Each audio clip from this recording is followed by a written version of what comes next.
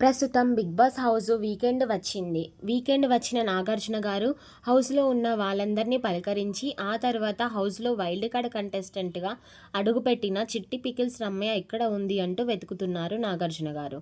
Sir నేను ఇక్కడే ఉన్నాను అంటే, హో ఇక్కడే ఉన్నావా, నువ్వు నామినేషన్‌లో తప్ప ఈ వీకెండ్ ఎక్కడ కనిపించలేదు కదా, అందుకే వెతుకుతున్నాను అంటే, అయ్యో సార్ అంటే, సరే సరే మొదలు పెడదామంటూ ఈ వారం మొత్తం తనుజని టార్గెట్ చేశావు ఓకే. తనుజని నువ్వు ఒక విషయం మాట్లాడావు, భరణి గారు తనుజ వల్లే వెళ్ళిపోయారని. అసలు భరణి గారు తనుజ వల్ల ఎందుకు వెళ్ళిపోతారు?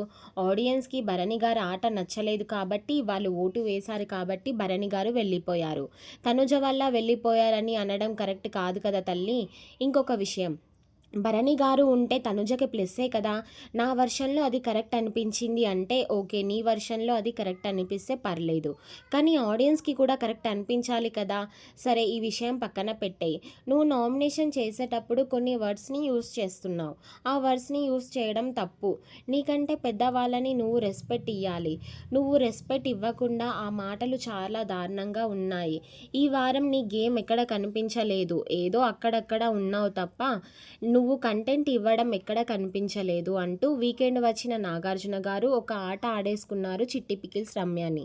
వీకెండ్ వచ్చిన నాగార్జున గారు చిట్టి పికిల్స్ రమ్యపై చేసిన మాటలపై కరెక్టా లేదా అనేది కామెంట్ చేయండి.